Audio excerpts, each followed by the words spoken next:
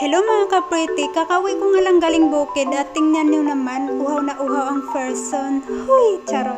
Di ka ba naman mauuhaw sa sobrang bigat ng dala mo at meron pang daanan na kala mo na sa bundok? Huy! Nung pagpunta ko pala sa bukid mga ka-pretty, dumaan lang talaga ako doon kasi gusto kong makita yung nature. Huy, nature lover yung person.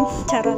Nag-grocery lang talaga ako noon mga ka-pretty kasi wala na talaga akong stock dito sa boarding house.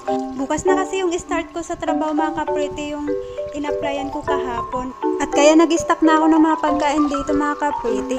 Para pagpasok ko tuloy-tuloy na yung trabaho ko, hindi na ako maabala. Huy! Nung kanina pala mga ka-pretty, pagkarating ko dito sa bahay, akala ko talaga ano nang mangyari sa akin kasi nung pagkababa ko ng bike, nanginginig yung paa ko. Baka sa sobrang init lang mga ka-pretty at wala pa akong kain nun. Ang kinain ko lang kasi kanina kape at tinapay. Kaya pagkarating ko dito mga ka-pretty, nagsaing na agad ako.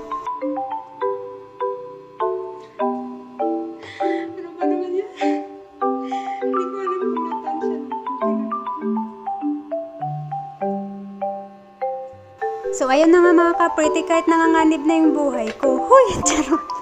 Nakuha ko pa talagang tumatawa dyan. Paano ba naman kasi pag nagsasaing ako, tinatansya ko lang yung tubig. Iba kasi ito mga ka-pretty, hindi kagaya nung rice cooker. Yung sa rice cooker kasi mga ka-pretty may number yun. Tapos itong nilulutuan ko wala, kaya nahihirapan ako.